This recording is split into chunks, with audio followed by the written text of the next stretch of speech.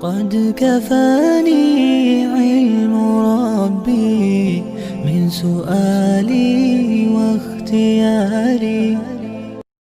Yaitu fikih, sebuah pembahasan yang membantu kita untuk memahami penjelasan tentang ibadah sehari-hari disertai dengan dalil-dalil yang berperinci. Alhamdulillah, bab demi bab telah kita pelajari bersama, telah kita ketahui bersama. Banyak sekali faedah-faedah dari fikih ini yang sudah kita pelajari, dan mudah-mudahan para jemaah tidak pernah bosan untuk mengulang kembali, membaca kembali. Dan jemaah sekalian rahimani wa rahmatullah, masih yang kita jadikan sebagai kitab panduan dalam ilmu fikih ini adalah kitab Al-Wajiz fi Fiqh Sunnah wal Kitab Al-Aziz karangan Syekh Abdul Habib Ibn Badawi Al-Khalafi. Pembahasan terakhir kita, seingat saya kalau diingatkan, seingat saya kita sudah sampai bahas tentang bersiwak kalau tidak salah. Benar? Ada yang masih ingat? Ada yang sudah masih tanda? Atau lupa semua? Benar ya? Sampai mana siwak ya? Baik. Jemaah sekalian rahimani wa rahmatullah, di antara hal yang dibahas dalam bab taharah, pembahasan seputar bersuci ini, setelah kita membahas bagaimana apa yang dimaksud dengan bersuci, macam-macam air, macam-macam benda yang dianggap najis berdasarkan syariat. Kalau kita pelajari juga cara membersihkan najis. Apabila najisnya A, cara membersihkannya demikian. Najis B, cara membersihkan demikian. Dan seterusnya seperti itu telah kita pelajari. Maka kita memasuki pembahasan yang bernama Sunnahul Fitrah. Sunnah Fitrah, perbuatan-perbuatan yang Allah inginkan ada pada manusia, yang barang siapa mengerjakan perbuatan-perbuatan tersebut maka dia akan diridhai karena dia berdasarkan fitrah atau penciptaan yang Allah Subhanahu wa taala inginkan dan sudah selesai. Ya, sekarang kita memasuki pembahasan seputar siwak, yaitu di antara sunnah-sunnah Nabi sallallahu alaihi wasallam, yaitu membersihkan gigi, menyikat gigi, membersihkan mulut. Yang mana siwak ini jemaah sekalian rahimani wa rahmatullah, kata Nabi sallallahu alaihi wasallam, as-siwaku matharatun lil fami wa mardatun lir rabbi. Siwak itu dapat membersihkan mulut dan dapat mendatangkan keridhaan Allah Subhanahu wa taala, dan sudah juga kita bahas. Kemudian waktu-waktu dianjurkan untuk bersiwak, di antaranya sebelum berwudu, sebelum sholat, sebelum membaca Al-Quran, ketika akan masuk ke dalam rumah, dan ketika ingin mengerjakan sholat malam, atau ketika bangun dari tidur. Bangun tidur menyikat gigi bukan anjuran dokter pertama kali, melainkan anjuran dari Nabi kita, manusia terbaik, Rasulullah Sallallahu Alaihi Wasallam. Bisa Anda lihat di halaman 72 yang punya bukunya 72. Hadis yang menunjukkan bahwa Nabi Sallallahu Alaihi Wasallam ketika bangun dari tidur ingin menunaikan sholat tahajud, yang beliau lakukan setelah membaca doa bangun tidur adalah bersiwak, menyikat gigi. Kata Hudzaifah ibn al-Yaman radhiyallahu ta'ala anhu, kana Rasulullah sallallahu alaihi wasallam idza qama liyatahajjada min al-laili yashusu fahu bis-siwak. Nabi sallallahu alaihi wasallam apabila bangun untuk mengerjakan sholat malam, maka beliau membersihkan giginya atau mulutnya dengan siwak. Siwak menggunakan kayu arok yang sudah kita ketahui bersama, yang kayu arok tersebut bermanfaat untuk menghilangkan kotoran dan menghilangkan bau mulut yang ada pada mulut kita, sehingga kita membaca Al-Quran dalam keadaan sempurna. Karena jemaah sekalian rahimani wa rahmatullah, sudah kita lalui hadisnya. Barang siapa yang membaca Al-Quran lalu dia sholat malam, maka akan datang kepadanya malaikat yang berdiri di belakangnya. Kemudian dia mendekat dan terus mendekat sambil menyimak Al-Quran yang kita lantunkan, sampai meletakkan mulut tersebut, mulut malaikat ke hadapan mulut kita, sehingga tidaklah kita membaca satu ayat melainkan akan masuk ke rongga mulutnya malaikat. Malaikat dalam rangka menghormati Al-Quran, mengagungkan Al-Quran yang kita baca, sampai-sampai dia menyimak dengan fokus dan meletakkan mulutnya di hadapan mulut kita. Maka dalam rangka beradab dengan Al-Quran, hendaknya kita mewangikan mulut, membersihkan gigi ketika membaca Al-Quran agar lebih sempurna dan lebih sesuai dengan apa yang Nabi Sallallahu Alaihi Wasallam tuturkan. Baik, kita masuk ke pembahasan terbaru halaman 72 paling bawah. Poin keempat, karahatu nafsi syai' Judul terbaru pada hari ini yaitu makruhnya mencabut uban. Makruhnya mencabut uban. Kalau ternyata ini pembahasan sudah kita bahas, maka jadi bahan murojaah. Kalau belum, maka menjadi faedah terbaru di hari ini. Jemaah sekalian rahimani wa rahimakumullah. Flashback sedikit saja terkait masalah sunnah fitrah, perbuatan-perbuatan yang kalau kita kerjakan maka kita berada di atas fitrah.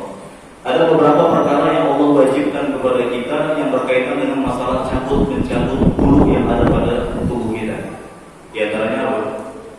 Mencabut apa? Yang Allah perintahkan kepada kita. Bulu ketiak.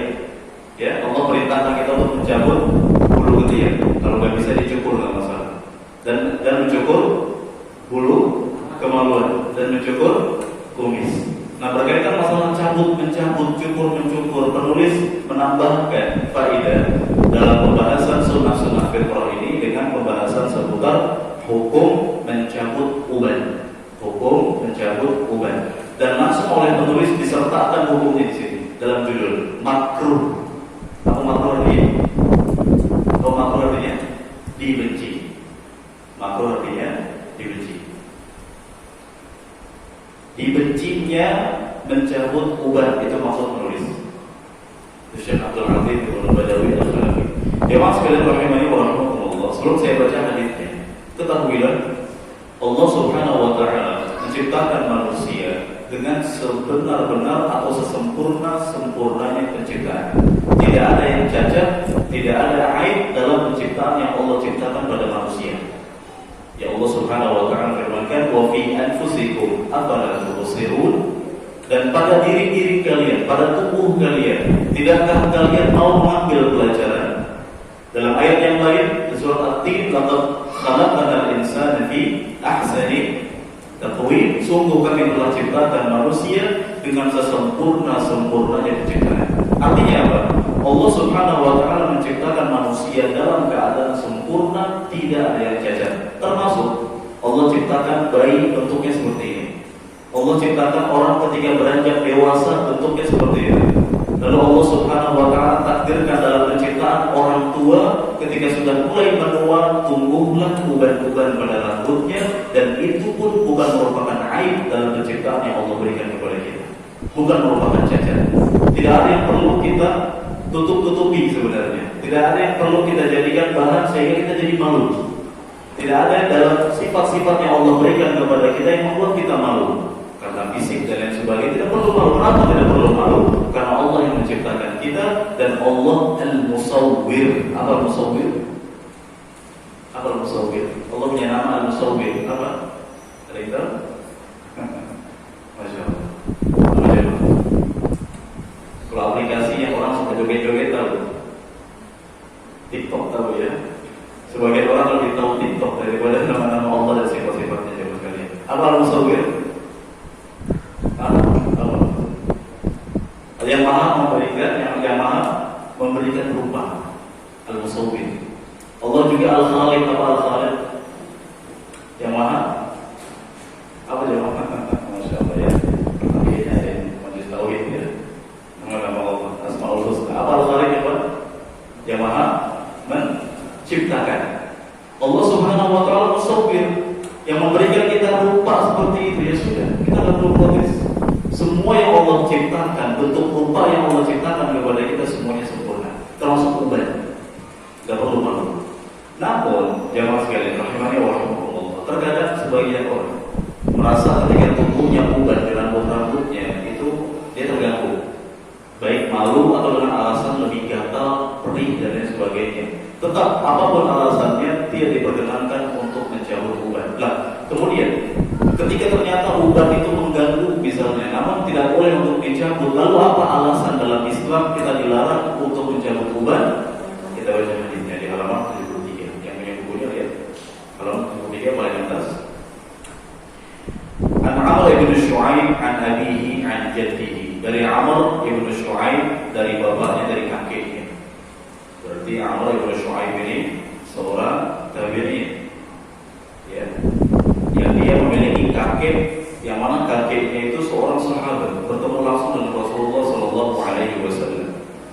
Beliau berkata, qala Rasulullah sallallahu alaihi wasallam, Rasulullah sallallahu alaihi wasallam bersabda, la taqtifu syai', janganlah kalian mencabut uban, ma min muslimin yashibu syaibatan fil Islam illa kanat lahu nuran yawmal qiyamah. Masyaallah. Ya, agung sekali ternyata.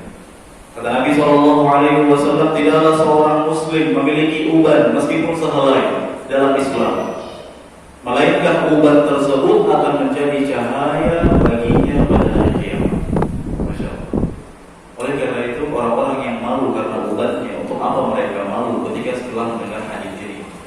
Oleh karena itu tersingkaplah rahasia kenapa Islam melarang kita untuk mencabut uban. Apa alasannya, Ikhwan? Bebas kalian? Apa alasannya? Karena kenapa tidak boleh mencabut uban? Apa tadi? Ada saksi. Saksinya apa? Apa? Karena uban akan menjadi apa? Cahaya pada hari kiamat. Masya Allah. Ciri-ciri umatnya Muhammad sallallahu alaihi wasallam adalah bercahaya pada anggota tubuh yang pernah dibasuh oleh air wudu. Ya, umat Nabi sallallahu alaihi wasallam akan dibangkitkan pada hari kiamat ghurran mubajjalin min atharil wudu. Mereka akan dibangkitkan pada hari kiamat bercahaya, berkilau-kilau karena cahaya. Kenapa bercahaya? Karena anggota tubuh yang dibasuh oleh air wudu, ditambah lagi uban yang akan menjadi cahaya bagi pemiliknya pada hari kiamat. Oleh karena itu jemaah rahimani wa rahimakumullah, kabarkan kepada orang-orang yang sudah mencabut uban bahwasanya uban akan menjadi cahaya, maka jangan dicabut. Baik, selanjutnya, poin berikutnya, bab tentang haram mewarnai uban dengan warna hitam dan diganti dengan henna, katam, dan lain sebagainya. Jemaah sekalian rahimani wa rahimakumullah, telah kita ketahui hukum mencabut uban apa? Makruh. Kenapa? Kenapa tak boleh dicabut uban? Alasannya?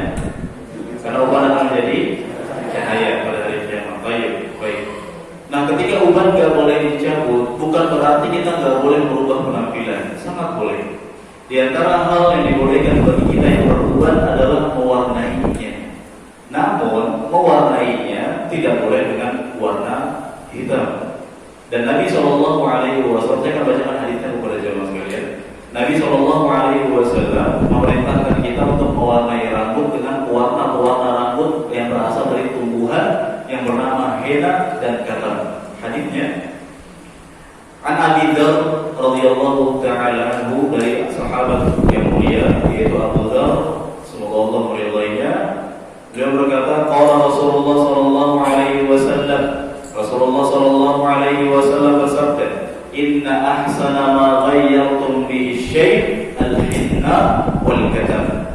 Sebaik-baik pewarna yang kalian gunakan untuk mewarnai atau merubah warna uban adalah al-henna dan katam. Henna ini tumbuhan, katam juga tumbuhan. Tumbuhan apa? Tumbuhan yang biasa digunakan untuk mewarnai rambut. Ya, mungkin di Indonesia apa ada di Indonesia? Ya, tumbuhan biasa dipakai untuk mewarnai rambut. Termasuk juga biasa dipakai oleh perempuan di kulit-kulit tangan mereka untuk menghias ketika momen-momen spesial, pernikahan, hari raya dan sebagainya. Lihat ya, perempuan memakai apa, henna namanya ya, henna. Meskipun memang warna zaman sekarang banyak yang modern, terbuat dari bahan-bahan kimia, itu nggak masalah. Silakan kalau memang ternyata tidak berbahaya. Namun kalau kita bisa menggunakan tumbuhan henna dan katam, itu jauh lebih baik. Ini termasuk kategori tibbun nabawi, kedokteran ala Nabi Sallallahu Alaihi Wasallam. Nabi Sallallahu Alaihi Wasallam bukan mempromosikan, artinya mengabarkan kepada kita warna rambut yang terbagus, terbaik adalah warna terbuat dari tumbuhan yang bernama henna dan katam. Jadi boleh silakan merubah warna uban dengan tumbuhan henna dan katam, dipersilakan. Kemudian jemaah sekalian rahimani wa rahimakumullah, timbul juga mungkin pertanyaan, bagaimana kalau ada orang beruban tapi gak mau diubah warnanya, dibiarkan seperti itu, dibiarkan memutih, jenggotnya memutih, rambutnya memutih, dibiarkan, karena dia suka yang natural, yang alami-alami saja, dia gak mau mewarnai, dia gak mau repot. Ternyata membiarkan rambut putih beruban dan jenggot putih beruban, ini merupakan kebiasaan ahli kitab. Apa kita? Siapa? Orang-orang Yahudi dan Nasrani. Orang-orang kafir, mereka punya kebiasaan membiarkan rambut dan jenggot mereka putih dengan uban-ubannya. Nabi SAW sabdakan, kita lihat di bawahnya berikutnya. An Abi Hurairah radhiyallahu anhu, dari Abu Hurairah radhiyallahu ta'ala anhu, beliau berkata, qala Rasulullah sallallahu alaihi wasallam, Rasulullah sallallahu alaihi wasallam bersabda, innal yahuda wan nasara la yasbutun fakhalifuhum. Orang-orang Yahudi dan Nasrani mereka tidak mewarnai rambut-rambut mereka, maka selisihilah mereka. Dalam hadis yang mulia ini ya Mas kalian, Rasulullah SAW memerintahkan kita untuk mewarnai rambut-rambut kita dan melarang kita untuk membiarkan rambut beruban. Kenapa? Karena membiarkan rambut beruban dan jenggot beruban tanpa diwarnai merupakan kebiasaan siapa? Ahlul kitab, orang-orang Yahudi dan Nasrani. Fakhalifuhum, maka selisihilah mereka. Kita diperintahkan dalam hadis yang mulia, di antara faedahnya adalah kita wajib menyelisihi kebiasaan orang-orang kafir. Orang-orang kafir punya kebiasaan apa? Kebiasaan buruk apa? Kita wajib menyelisihi mereka. Orang-orang kafir setiap di tanggal 31 Desember malamnya merayakan perayaan misalnya dalam rangka menyambut tahun baru, katanya bersyukur karena mereka diberikan umur panjang, lalu mereka merayakan dengan kembang api, petasan-petasan, bakar-bakar, joget-joget, mabuk-mabuk, na'udzubillah. Maka kaum muslimin khalifuhum, selisihilah mereka, jangan sampai mengikuti kebiasaan mereka. Nabi SAW juga sabdakan, man tashabbaha biqaumin fahuwa minhum. Barang siapa yang menyerupai kebiasaan suatu kaum, maka dia dikategorikan sebagai kaum tersebut. Alhamdulillah. Jemaah sekalian rahimahullah, maka sampaikan kepada orang yang rambutnya telah memutih, jenggotnya telah memutih semuanya, sampaikan tuntunan Nabi lah yang terbaik. Tuntunan dan anjuran Nabi pasti baik dan manfaatnya kembali kepada kita. Nabi SAW memerintahkan orang-orang yang telah beruban dan penuh rambutnya dengan uban untuk merubah warnanya dengan warna-warna lain selain daripada warna kita. Mana dalil atau hadis yang menerangkan larangan mewarnai rambut atau jenggot dengan warna kita? Kita lihat hadis selanjutnya di halaman 70. Ini insyaallah saya akan mengobrolkan lagi beberapa bahasan agar jemaah yang belum punya buku bisa ada manfaatnya insyaallah. Hadis selanjutnya jemaah sekalian di halaman 74 paling atas. An Jabir bin Abdullah radhiyallahu ta'ala anhuma, beliau berkata, utiya bi Abi Quhafah yauma fathi Makkah wa ra'suhu wa lihyatuhu kathughama bayadan. Dari Jabir bin Abdullah radhiyallahu ta'ala anhuma, beliau berkata, didatangkan Abu Quhafah pada momen Fathu Makkah, penaklukan kota Makkah. Namun Abu Quhafah, ya mas kalian ada yang tahu siapa Abu Quhafah? Bapaknya siapa ini? Beliau adalah sosok bapak dari sahabat senior, khalifah pertama kaum muslimin. Siapa? Abu Bakar. Abu Bakar As-Siddiq, alhamdulillah, memiliki seorang ayah yang bernama Abu Quhafah dan masuk Islam. Sudah dalam keadaan sangat tua sekali. Mungkin jamaah bisa bayangkan, Fathu Makkah terjadi sekitar 2 tahun atau 3 tahun sebelum wafatnya Nabi SAW. Dan saat itu Abu Bakar As-Siddiq radhiyallahu ta'ala anhu usianya mungkin sekitar 58 tahun kalau tidak salah. Abu Bakarnya saja umurnya 58. Berarti bapaknya umur berapa? Ya, bisa mungkin 90 tahun. Paling mudanya 80 tahun. Kita bisa bayangkan orang 80 tahun atau 90 tahun dominan biasanya rambutnya telah memutih dan jenggotnya pun telah memutih semuanya. Abu Quhafah didatangkan ke hadapan Rasulullah SAW dalam keadaan seperti ini. Apa kata Nabi SAW? Ghayyiru hadha bisyai' wajtanibus sawad. Ubahlah ini dengan sesuatu, warnailah, wajtanibus sawad, dan jauhilah warna hitam. Ini hadis yang sangat jelas, gamblang sekali, yang menunjukkan larangan mewarnai rambut dengan warna atau warna berwarna hitam. Nabi SAW ghayru hadza. Tolong ubah ini. Apa yang diubah? Apa yang diubah coba? Rambut dan jenggotnya. Kalau sekiranya membiarkan rambut dan jenggot memutih itu boleh, Nabi tidak akan perintahkan para sahabat termasuk Abu Bakar untuk merubah warna rambut bapaknya dan juga jenggot bapaknya menjadi warna yang lain selain warna hitam. Nabi pasti akan biarkan. Kalau ada perkara-perkara yang dibolehkan, istilahnya jemaah sekalian, istilahnya takrir, persetujuan. Kalau sekiranya ada takrir, persetujuan dari Nabi, bolehnya membiarkan rambut memutih, Nabi pasti akan diam. Contoh ketiga, Nabi SAW dihidangkan daging dom, biawak pada pasir. Sekedar info bahwa dom dengan biawak Indonesia jauh berbeda, sangat jauh. Biawak Indonesia buas, ya sudah dari ciri-ciri buasnya saja menunjukkan dia haram dikonsumsi. Kemudian memiliki tarik, yang tentu sangat berbahaya. Ada bentuk biawak pada pasir. Kita katakan biawak untuk mudah memahaminya, karena bentuknya seperti kadal besar, seperti biawak. Bedanya apa? Biawak pada pasir, makannya tumbuhan dan tidak buas. Rasulullah SAW dihidangkan daging biawak pada pasir, namun Nabi SAW manusia biasa, beliau manusia. Wajar kalau beliau suka makanan A dan kadang-kadang tidak suka makanan B, termasuk daging biawak tadi. Nabi tidak suka, Nabi diam. Khalid bin Walid makan dengan lahapnya dan Nabi SAW tidak melarangnya, menunjukkan daging biawak pada pasir, hukumnya apa? Halal. Kalau itu haram, Nabi tidak akan diam. Ini namanya takrir. Jadi pengertian atau definisi sunnah itu, apa itu sunnah? Sunnah itu gak cuma hadis Nabi, tidak.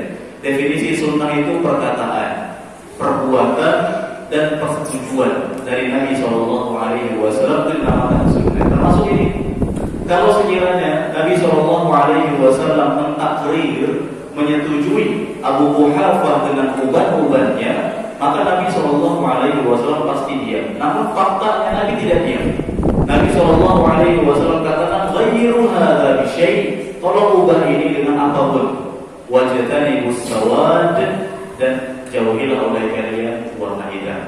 Timbul pertanyaan tadi, memangnya kenapa kalau saya mewarnai rambut saya dengan warna hitam? Apakah ada masalah? Apakah ada ancaman yang berarti? Jawabannya di hadis selanjutnya kita lihat.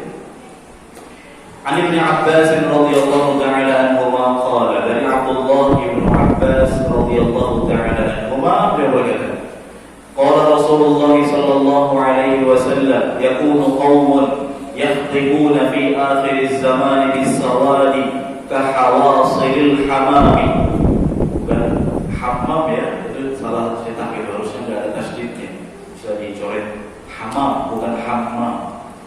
Kahawasilil hamami la yurihuna raihatal jannah. Kata Nabi SAW, akan ada kaum di akhir zaman yang mereka mewarnai rambut dan jenggot mereka dengan warna hitam, bisawad. Yang mereka seperti kahawasilil hamam, yang penampakan mereka seperti dada burung merpati.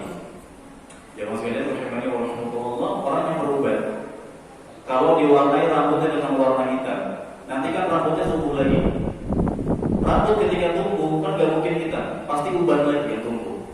Pernah lihat ya, mungkin jemaah pernah lihat orang yang mewarnai rambut dengan coklat, semuanya diwarnai dengan coklat. Ketika rambutnya tumbuh, maka akan penampakannya coklat putih. Putihnya adalah uban, karena memang aslinya rambutnya beruban. Nah, Nabi SAW menggambarkan orang-orang yang mewarnai rambut dengan warna hitam. Ketika mereka tumbuh rambutnya kan hitam putih, mereka seperti dada merpati. Merpati di Masjidil Haram, di Masjid Nabawi itu banyak merpati liar berwarna hitam. Campuran warna mereka antara hitam dan putih. Balasannya apa? Besar sekali. Alhamdulillah, la yurihuna raihatal jannah. Mereka tidak akan mendapatkan atau mencium aroma surga. Alhamdulillah. Kita memohon perlindungan kepada Allah dari api neraka. Kita memohon kepada surga Firdaus yang tertinggi. Dan itu besar sekali jemaah. Hal yang dianggap remeh, hal yang dianggap kecil, masalah mewarnai rambut, masalahnya apa? Problemnya apa? Ternyata orang yang berani mewarnai rambut mereka dengan warna hitam menyebabkan mereka terancam tidak akan surga itu ya mas kalian bisa dicium dari jarak sekian dan sekian. Dalam sebuah riwayat 40 tahun. 40 tahun sebelum kita sampai surga, kita bisa mencium aromanya. Ibaratnya kalau kita jalan kaki, ya sampai ke surga itu membutuhkan waktu 40 tahun perjalanan. Sebelum sampai ke surga, 40 tahun sebelum sampai surga, kita sudah bisa mencium aromanya yang sangat indah sekali.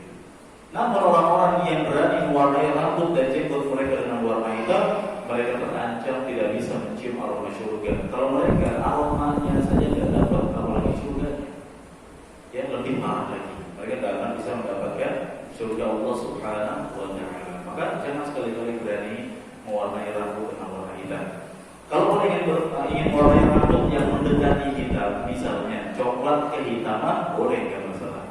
Atau misalkan biru kehitaman, boleh silakan. Warna kuning boleh ya? Kuning boleh? Boleh ya? Kita sudah bahas sedikitnya. Kita sudah bahas ini. Hadis sudah dengar semuanya. Yang dilarang cuma warna apa? Baik. Pertanyaan selanjutnya coba sekali. Apakah boleh mewarnai rambut ini hanya ketika sudah berubah atau ketika belum berubah juga boleh? Gimana kira-kira? Nah itu jawabannya. Ketika sudah berubah, sudah jawaban. Ada lagi yang bisa atau ada lagi mungkin yang menyampaikan pendapatnya? Boleh silakan, ini majelis fikih, majelis diskusi. Untuk punya faedah sampaikan ke masalah. Tidak jual rokok gitu, balas sama Fauzan. Kenapa? Tapi adab ya. Baik. Jawabannya setelah pendapat di kalangan para ulama ada yang mengatakan cukup tunggu berubat saja.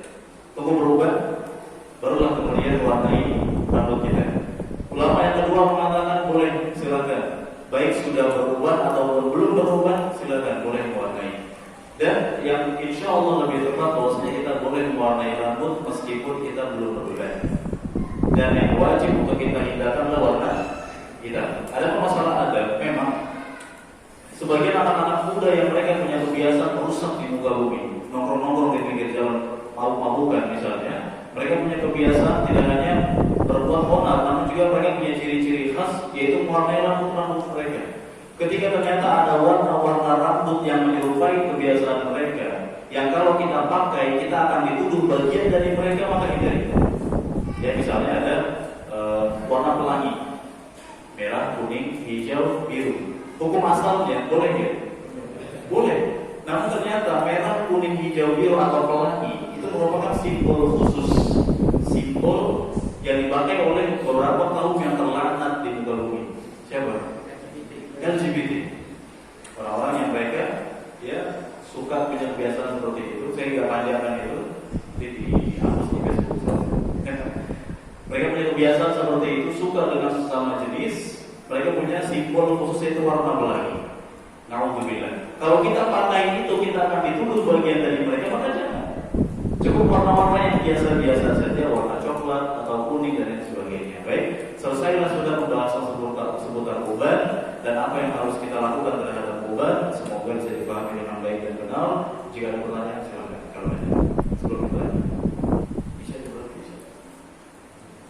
Silakan Pak.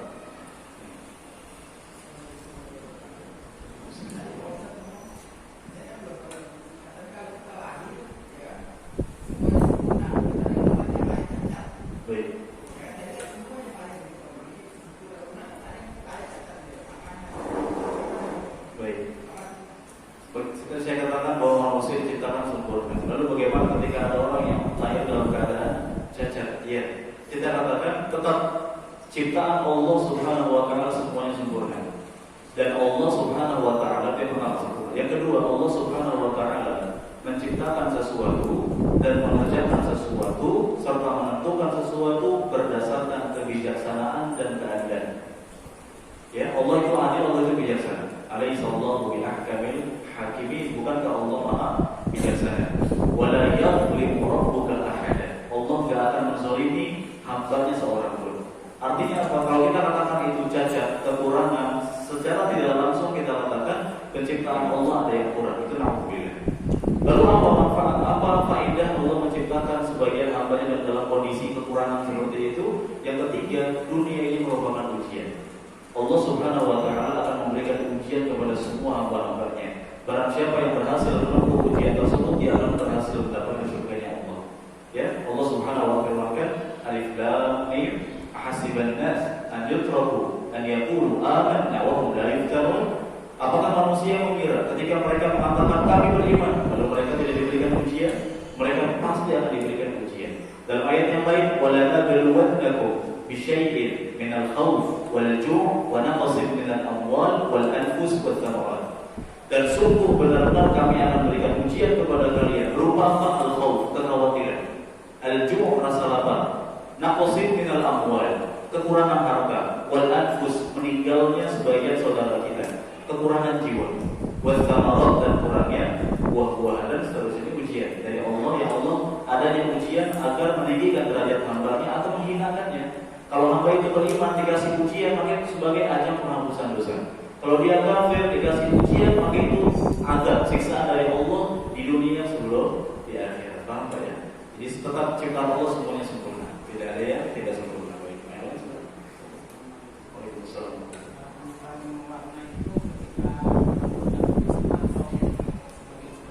Baik, ini telah saya sampaikan dari perselisihan ulama, bahwasanya ada yang mengatakan tunggu beruban semua.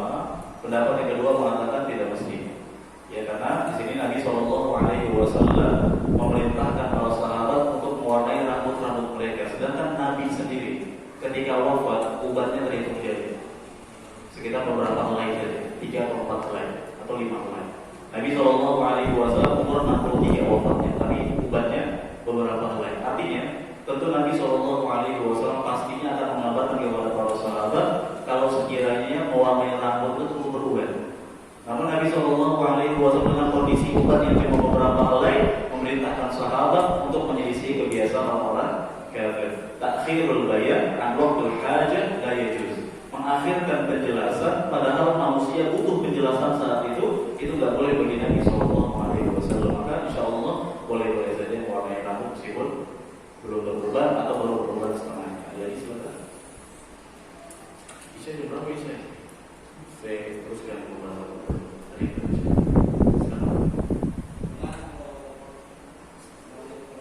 Waalaikumsalam.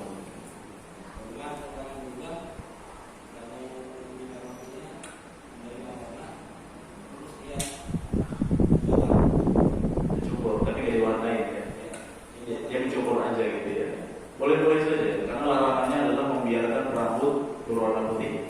Adapun kalau dia ingin membotak, mencukur habis, silahkan, tidak masalah. Meskipun memang bukan berarti ini sebuah solusi. Artinya barang siapa yang berubah hendaknya dibotak, tidak. Untuk memerintahkan orang membotak rambutnya atau memaksa membotak rambutnya ini butuh dalil yang jelas. Sekedar info pro dan pembahasan. Terkadang sebagian guru memberikan hukuman kepada muridnya dengan membotak. Sebenarnya memerintahkan orang untuk melepaskan rambutnya ini harus berdasarkan ketentuan si yang punya rambut. Kita boleh memerintahkan orang membotak ketika momen khusus, diantaranya apa? Tahallul, setelah umrah atau haji. Setelah umrah diutamakan apa?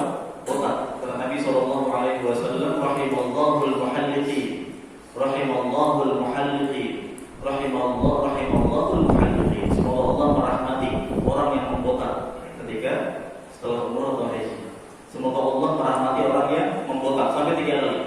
Lalu para sahabat mengatakan bagaimana kalau pendek saja, botung, wal muqassirin. Lalu kata Nabi SAW, dan semoga Allah merahmati orang yang memendekkan rambut. Doanya 3 kali buat yang botak, 1 kali buat yang botung. Ketika itu, adapun ketika misalnya kita menemukan seseorang dia berubah, kita paksa untuk mewarnai rambutnya karena dia sudah kan mau botak, dia. Ya maka utamakan diusahakan kita sampaikan hadis ini. Semoga Allah berikan kepada orang tersebut keistiqomahan dan hidayah Allah.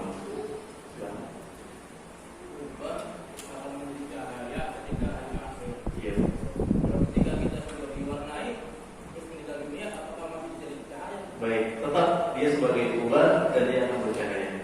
Ya, tetap dia ubat tersebut akan menjadi cahaya dan memang adab kita terhadap ubat adalah hendaknya mewarnainya.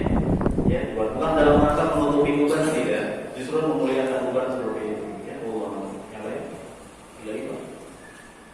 Ini saya tidak perlu bisa jam berapa nih, saya mau lanjut ke pembahasan selanjutnya. Ya, 7.8 berapa menit lagi? Berapa? Udah ada masuk? Baik, ya. Masih ada pertanyaan? Boleh saya kumpulkan, kita jawab setelah ada Indonesia. Jazakumullahu khairan wa sallallahu wasallam ala nabiyyina Muhammad. Boleh ada dulu. Sudah azan? Belum? Berapa menit lagi? 3 menit. Silakan. Baik, kita lanjut aja begitu. Kalau ada pertanyaan kita lanjut. Soalnya saya nggak baca. Baik. Kita masuk halaman 74 paling bawah, kita lihat bab terbaru. Bab tentang adab buang hajat, adabul khala. Bab tentang adab buang hajat atau buang air. Ini pembahasan juga yang sangat-sangat penting dalam Islam. Barang siapa yang meremehkan pembahasan ini atau menyimpang dari pembahasan ini atau tidak perhatian terhadap pembahasan ini, balasannya pun tidak main-main. Ya, Nabi Shallallahu Alaihi Wasallam, saya ceritakan hadisnya secara lengkap di sini, di bab ini juga ada, tapi secara untuk gimana? Nabi Shallallahu Alaihi Wasallam pernah melewati 2 kuburan dan ternyata salah satu di antara penghuni 2 kuburan tersebut sedang disiksa oleh Allah Subhanahu Wa Taala. Kenapa disiksa? Karena orang tersebut tidak memperhatikan cipratan air kencingnya. Dia kencing dan dia tidak memperhatikan cipratannya, sehingga apakah itu mengenai bajunya, mengenai tembok dan lain sebagainya. Ternyata gara-gara dia tidak perhatian masalah buang air kecil pada jemaah sekalian, dia ancam mendapatkan siksa di alam kubur. Ya, alhamdulillah. Maka ini pembahasan sangat penting sekali. Pembahasan di kamar mandi, ada buang air kecil atau besar. Ini pembahasan yang enggan untuk dibahas oleh sebagian orang, yang sedikit jijik untuk dibahas menurut mereka. Padahal ini perkara sangat penting sekali. Nabi Shallallahu Alaihi Wasallam memiliki perhatian besar terhadap umatnya, sehingga masalah-masalah kecil dan besar telah Nabi sampaikan kepada kita. Masalah-masalah kecil seperti ini, masalah cara pakai sendal, cara makan, Nabi ajarkan, termasuk masalah di kamar mandi. Bagaimana adab kita ketika buang air kecil, bagaimana cara cebok pun Nabi Shallallahu Alaihi Wasallam mengajarkan kepada kita. Apalagi masalah ibadah, masalah akidah, bagaimana Allah, siapa Allah, di mana Allah, tentu Nabi Shallallahu Alaihi Wasallam juga telah mengabarkan kepada kita. Apa saja adab-adab yang Nabi Shallallahu Alaihi Wasallam ajarkan ketika di kamar mandi? Kita lihat. Masya Allah lagi ngomong sedikit lagi ya. Nanti setelah itu saya teruskan sedikit saja. Ada pada kamar mandi ini saya bahas mungkin 1 atau 2 poin. Setelah itu dipersilakan kalau ada yang ingin bertanya dari kita. Jazakumullahu khairan wa sallallahu wasallam ala nabiyyina.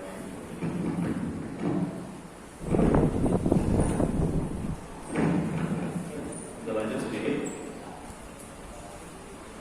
Adab yang pertama, kita lihat, dianjurkan bagi orang yang akan masuk ke dalam kamar mandi untuk membaca doa pertama Bismillah, yaitu tasmiyah, ucapan Bismillah.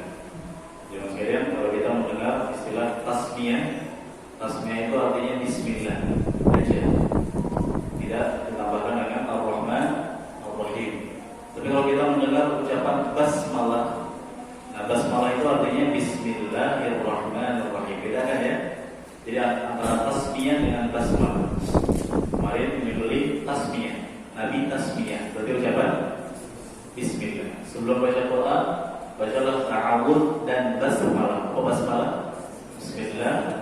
Bismillahirrahmanirrahim. Itu basmalah. Nah, sebelum masuk ke dalam kamar mandi hendaknya mengucapkan tasmiyah, ucapan Bismillah, ditambah dengan doa yang sudah kita hafal bersama sejak kecil. Allahumma inni a'udzubika minal khubuthi wal khaba'ith. Jemaah ajarkan ini kepada anak-anak kita, akan menjadi ladang jariah untuk kita, ya, yang pahalanya akan terus mengalir kepada kita meskipun itu telah wafat. Kita ajarkan kepada anak sebelum masuk kamar mandi ucapkan Bismillah, Allahumma inni a'udzubika minal khubuthi wal khaba'ith. Keesokan harinya dia mempraktikkan itu. Terus tiap hari mempraktikkan, maka semakin banyak pahala yang kita dapatkan. Kita sudah wafat, si anak tetap mempraktikkan sunnah tersebut, maka insya Allah tetap mengalir kepada kita. Hadisnya kita lihat. An Ali di halaman 75 dari sahabat yang mulia Ali bin Abi Thalib radhiyallahu ta'ala anhu, anna Nabi sallallahu alaihi wasallam qala, bahwa Nabi sallallahu alaihi wasallam bersabda, Satru ma baina a'yunil jin, dalam beberapa hadis riwayat tentang a'yun. Satru ma baina a'yunil jin wa 'awrati bani Adam idza dakhala ahaduhumul khala'a an yaqula bismillah. Kata Rasulullah sallallahu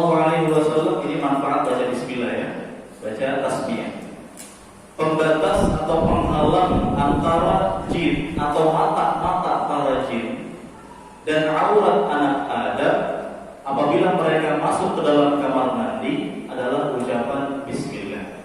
Dengan mengucapkan cuma bismillah, maka secara langsung kita menjadikan antara diri kita dengan para jin dan syaitan ada hijab penghalang, sehingga mereka tidak akan bisa menggoda kita dan tidak bisa melihat aurat kita. Jemaah sekalian rahimani wa rahimakumullah, syaitan dan jin adalah makhluk yang jelas nyata adanya, namun kita tidak bisa melihat mereka. Innahu huwa wa qabiluhu yarawnakum min haitsu la tarawnahum. Kata Allah, mereka itu para syaitan bisa melihat kalian di mana kalian tidak bisa melihat mereka. Hukum asalnya mereka tidak bisa dilihat, namun mereka senantiasa bisa melihat kita, termasuk melihat aurat-aurat kita. Ketika kita melepaskan pakaian kita, dia bisa melihat. Maka untuk menutup celah itu semua, menjadikan antara kita dengan mereka ada penghalang atau hijab, ucapan apa? Bismillah. Kemudian dalil yang menjadi dasar bahwa masuk kamar mandi mengucapkan Allahumma inni a'udzubika dan seterusnya, hadis setelahnya kita lihat.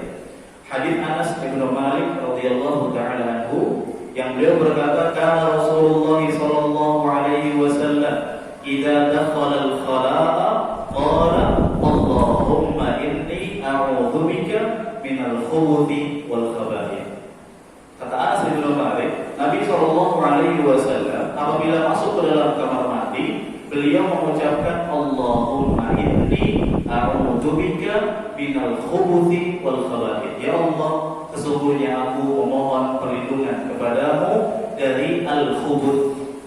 Banyak tafsiran para ulama, di antara tafsir yang masyhur yang terkenal yang kita pahami, al-khubuth maknanya syaitan laki-laki, wal khaba'ith dan syaitan perempuan. Dari hadis yang mulia ini kita dapat beberapa faedah. Di antaranya yang pertama, disunnahkan baca doa ini sebelum masuk kamar mandi. Lafaznya sebelum. Barang siapa yang masuk kamar mandi dalam keadaan belum baca doa, hendaknya keluar lagi. Kenapa keluar lagi? Manfaatnya besar. Mengucapkan bismillah, Allahumma ini seterusnya, kita akan diberikan oleh Allah Subhanahu wa taala perlindungan dari gangguan syaitan di kamar mandi. Baca doa ini. Yang kedua, jemaah sekalian, faedah selanjutnya kita dapat di dalam hadis yang mulia ini itsbat, kita menetapkan adanya syaitan dan jin. Setan dan jin ada, nyata jelas adanya, kehadirannya ada. Bukan menurut pemahaman sebagian orang yang mengatakan setan itu enggak ada. Yang ada setan itu adalah sebuah simbol keburukan. Faktanya yang namanya setan itu enggak ada, bohong kata mereka. Padahal syaitan itu ada. Jemaah sekalian rahimani wa rahimakumullah, ciri-ciri orang yang beriman itu alladzina yu'minuna bil ghaib. Orang-orang yang beriman dengan perkara gaib. Akal kita terbatas, termasuk penglihatan kita pun terbatas. Malaikat berada di alam gaib yang kita enggak tahu seperti apa bentuknya, termasuk syaitan dan jin, makhluk-makhluk tak kasat mata. Kita wajib beriman mereka itu ada. Mereka bisa menggoda kita. Bahkan bisikan-bisikan mereka begitu halus dan menipu, dan bahkan mereka bisa berjalan di tubuh kita sealiran dengan aliran darah, dan bahkan mereka bisa merasuki seseorang. Itu ada fakta. Ya, Nabi SAW menyatakan dalam hadis ini, menunjukkan kepada kita bahwa syaitan itu ada. Dari hadis ini pula kita dapati bahwasanya syaitan ada yang laki-laki, ada yang perempuan. Oleh karena itu sangat memungkinkan bagi mereka untuk menyukai lawan jenis dari kalangan manusia. Kewajiban kita ketika kita telah mengetahui bahwa syaitan itu tidak bisa dilihat. Kewajiban kita ketika kita mengetahui bahwa syaitan tak kasat mata, wajib bagi kita untuk senantiasa minta kepada Allah perlindungan dari gangguan-gangguan mereka. Nabi SAW juga mengajarkan kalau kita berada di sebuah tempat untuk mengucapkan a'udzu bikalimatillahi tammati min syarri ma khalaq. Aku berlindung kepada atau dengan kalimat-kalimat Allah yang sempurna dari kejahatan semua makhluk, termasuk syaitan. Artinya Nabi SAW saja makhluk atau manusia yang terbaik, paling soleh, paling bertakwa, minta kepada Allah agar Allah melindungi beliau dari gangguan syaitan, apalagi kita. Ya jemaah sekalian rahimani wa rahimakumullah. Dan kita dapat pula dalam hadis yang mulia ini bahwasanya syaitan tempat tinggal mereka, tempat berdiam mereka, tempat berkumpul mereka di mana? Di mana? Kamar mandi. Maka jangan lama-lama Mereka akan membisikkan kepada kita bisikan-bisikan sehingga kita bermaksiat di kamar mandi. Contoh maksiat yang kita kerjakan di kamar mandi apa? Apa? Menggunakan air di luar batas kebutuhan. Jubur-jubur, mubadzir dalam menggunakan air, mubadzir dalam menggunakan sabun dan shampoo. Kemudian menyanyi, naudzubillah. Kemudian ngobrol di kamar mandi. Bahkan sebagian yang gila main game di kamar mandi. Syaitan membisikkan seperti itu pasti dia maksudnya. Ya, oleh karena itu kita wajib ya seperlunya saja di kamar mandi, setelah selesai kita keluar. Karena itu serangan syaitan. Bukti lainnya, Nabi SAW mengabarkan ketika tiba waktu adzan, syaitan akan lari sambil buang angin. Kemana larinya? Perhatikan hadisnya ya. Ketika adzan, Nabi SAW mengabarkan ketika adzan, syaitan akan lari sambil buang angin kemana? Ke kamar mandi, ke WC. Setelah adzan selesai, mereka akan kembali ke masjid, mengganggu orang yang sedang sholat, sehingga yang sedang sholat dia lupa jumlah rakaat, dia lupa apa yang dia baca, lupa surat Al-Falaq dari syaitan. Al-Ikhlas kadang-kadang juga lupa, saking dia nervous groginya, Al-Ikhlas lupa. Ini gangguan syaitan. Ketika iqamah, dia akan lari lagi sambil buang angin ke kamar mandi. Iqamah selesai, dia kembali ke masjid. Untuk apa? Menggoda orang yang sedang sholat. Uzkur kada. Kata Nabi SAW, ada syaitan khusus namanya khinzab atau khinzib. Tugasnya apa? Mengganggu orang yang sholat. Kalau orang sudah mulai sholat, Allahu Akbar, dia akan mengatakan, coba ingat ini, coba ingat itu. Otomatis dia masuk. Orang yang sholat, kalau kita boleh jujur, langsung keingatan ini, keingatan itu. Bahkan kunci yang lupa baru ingat keingatan apa? Ketika sholat. Oh iya, kunci saya di haji. Pas belum sholat, nggak ingat sama sekali. Memang syaitan ya, akal-akalan mereka. Tipu daya mereka begitu besar. Dan jamaah sekalian rahimahnya Allah, meskipun tipu daya mereka besar, sesungguhnya mereka makhluk yang lemah. Namun kita ya jangan terlalu takut kepada mereka, namun takutlah kepada Allah. Yang kita wajib minta perlindungan adalah perlindungan dari gangguan-gangguannya, dari tipu dayanya dan bisikan-bisikannya. Semoga Allah Subhanahu wa taala senantiasa memberikan kepada kita perlindungan dari gangguan-gangguan syaitan. Dan kita akan teruskan poin kedua dan setelahnya pada pertemuan selanjutnya. Jika ada pertanyaan seputar bab ini silakan, kalau ada satu atau dua. Ada? Kalau tidak ada satu.